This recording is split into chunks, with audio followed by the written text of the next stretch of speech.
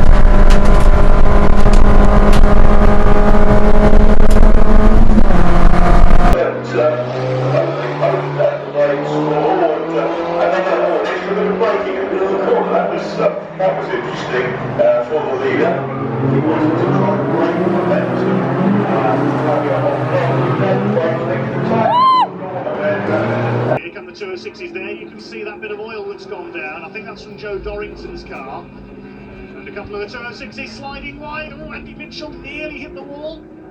Yeah, there's definitely fluid down at the chicane.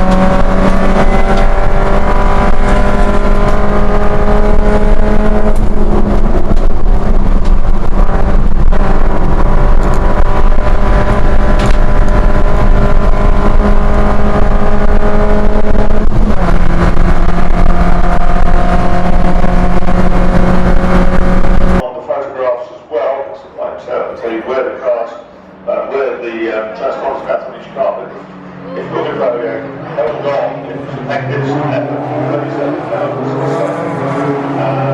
ladies time, we were earlier, race 123,